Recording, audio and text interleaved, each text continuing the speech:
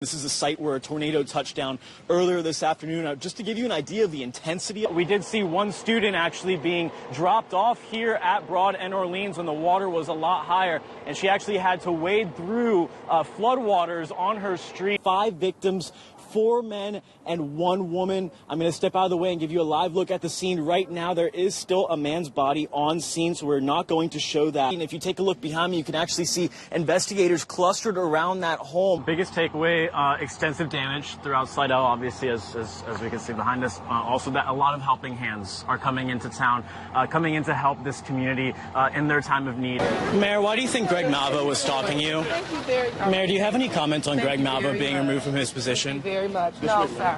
And for these people who have been waiting since mid-March and still have not seen any, I'm getting emails every day. Can you give me the names? I send every day to DEO. I send examples. So what have they said? Are there any gripes that you have with the way in which CARES Act money has been distributed? And at this point, that time is really running low if you are planning to evacuate. Mayor LaToya Cantrell sitting down with Fox 8 to discuss the city's crime wave. You would say right now the city is not at a crisis point in terms of crime. I would say right now that public safety is a priority. The parade's gonna roll through here, so I'll be able to catch some new beads for y'all. So whenever I join you guys at 9 and 10 tonight, I'll have some new beads. Look, take those off. There you go. Take them all off. Do some work tonight. Do some work. Yeah, give them to your friends. They need some beads. Here's some beads. Here's some beads, y'all. I have been told that I was on my own out here. You got to protect yourself. New Orleans East, mired in poverty, economic hardship resulting in abandoned buildings, and now constant gunfire. Now, the last 3 or 4 months, we've had gunfire. I mean, heavy artillery gunfire. This man, who asked not to be identified, lives out here and owns a mobile home park. He says the near nightly gunfire is seriously impacting his business, his livelihood, and his feeling of safety. Well, this is how you're living. Exactly, yeah. It's like a third world country. And, I mean, they repeatedly keep saying they're short-handed, they can't just leave an officer out there. They don't have enough manpower for pretty much anything like that. This story started off as recorded audio of gunshots, but it quickly became this. You can see littering the street, shotgun shells, bullet casings, and casings from high-caliber rifles. And right over there, that's where a business owner tells me that they're stealing pallets out of his business and burning them at night. And he says when he calls NOPD, it could take hours to even get a response. They have people driving by daily, shooting out their windows. Well, it used to be once a month, then it came to every 2 weeks, and now it's weekly. It's scary. It's got me wanting to evacuate from my house. Countless bullet casings lay along Almonaster. They're not afraid. They get out the car, they shoot, they take turns shooting, they jump back in the car and drive off. Drag racing has been going on for some time on Almonaster, but what has people worked up the most is the gunfire. Do you feel safe? Not at all. Not at all. Every time I report it to the police, they say, is anybody in danger? And I tell them, yes, repeatedly, yes.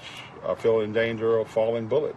We hear gunfire in this city every night. Councilman Oliver Thomas represents this district. People are just shooting guns in the air, or just shooting at inanimate objects.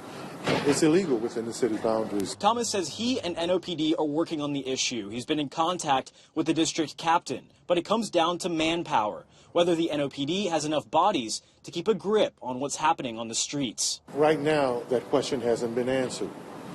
This city council is going to fight on behalf of the people to have that question answered and to make sure we have the strongest crime-fighting force, not only in this region, but in this country. It was terrifying. Just a normal Wednesday night. About 45 minutes or less after I set foot in the house, got something to eat. Next thing I know is my wife and I hear assault rifle fire that seemingly was not going to end. Chaos. You know, you usually hear a couple gunshots here and there. No, it didn't stop. One neighbor tells Fox 8 she thinks more than 70 rounds were fired. We won't identify her, but she's lived in the neighborhood for about 5 years and says the violence is increasing. When our lives are in danger, when we notice that shootings continue to happen over and over again, and they get more and more violent to the way that they To the point where it came out on Wednesday, we got a real problem. It happened along Bayou St. John, next to McDonough 35 and City Park. The NOPD says 2 people were shot, both survived. I love my home, but I don't love what we're dealing with right now. When there's 70-plus assault rifle shots that ring out down my block, that causes my neighbors to have to jump on their kids and to wonder what's going on, I don't understand at what point something is going to change. Back in March, a triple killing in the same neighborhood. 3 men were found shot to death inside an apartment in the complex. Police arrested 18-year-old Tyrone Steele for the killings. It's a shame that the residents of this area, the apartment complex, and also the people who live nearby have to suffer through this sort of activity. This is Councilman Eugene Green's district. He says he's fed up with the blighted properties and with the landlords. There's no excuses with regard to what we saw on yesterday. It's an irresponsible and hooliganistic act, to be very honest with you, and we're going to do something about that.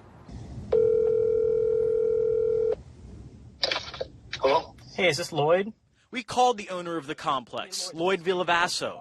He says he's making changes, like putting up more lights. We're installing cameras, and we're lighting up the whole parking lot on Encampment, lighting up the parking lot on Davie, and we're installing cameras on all 6 of the buildings. Villavasso says it's not his tenants, but the people milling around who are bringing the trouble. Oh, tenants not going to approach those people, and I can't blame them. But what I ask them to do is call the police when they see them. If the police presence there, maybe they'll just stop coming around there. But the neighbor who lives nearby questions why action hasn't been taken to make sure tenants aren't letting the people around. If you're not going to vet your tenants and you're going to continue to let the same element or the same tenants allow a certain element into that area that puts us all in danger, I take issue with it. It's not the tenants letting people. The people just come on the property. I mean, these people are not going to approach those people. That's why I've asked them to call the police when they see these people and have the police come and remove them. Make certain elements of people know that you're not going to condone this violence and this terrorism that's going on. And if you're not going to do that, then we're going to find ways to hold you accountable. We thought he was dead. We went searched the beach for him. Walked everywhere, couldn't find him. Friends of Timothy Sheremy, affectionately referred to as Blimp, described the moments when they saw him apparently paddle up to Joshua's marina Wednesday after being missing in the water off Buras since last week. It's like seeing Jesus Christ for the first time. You know, it was unreal. I couldn't believe he really made it back in, you know. It's amazing. Blimp claims he floated on a crab tray. I got one name for this guy, an animal. You can't kill him. The Coast Guard says it was told he paddled back to the dock from his wrecked boat. It's just a miracle from God that he made it back into this dock. I had to go because my body's not gonna stay too much longer. They say 6 days you die. I'm not dead yet, but I feel like I'm dying. I got to go. I got to get to that place. We met with Blimp after he had been found. This all started last week when the Coast Guard rescued him after his boat initially ran aground. After he had been rescued, he decided to have a friend take him back out and drop him off to try to salvage it. He says the weather got rough and tore up the boat. I knew I couldn't stay on the boat no more, so I had to leave. But he said he didn't have his phone, and he says he radioed for help, but it never came. He says he pulled the crab tray from a camp nearby. Not much of a boat, but I put a little skill and a lot of luck. I made it across the bay with it. He says he made it to an island, then another one. Over 6 days, Blimp says he journeyed toward home. My throat's so dry, my sinus is dry. Not illusional, but discombobulated, like, I'm dizzy. Until he and his friends say he paddled ashore at Joshua's marina. He made it to the dock. Paddled to the dock by himself. That's all, I'm good now. A shock to his friends who had gone out to look for him. All I wanted to do was hug him, tell him we love him. Everybody was looking for him. He thought we forgot about it, but we didn't. Like the 4th day, the 5th day, it was like, man, am I going to make it? I guess I'm going to die. I didn't want to die, bro. He wants to die. Especially like that. I think he's just a warrior. I guess he's been through a lot of tough times, and it just seems he could pull it out. David Jones, Fox 8, Local First.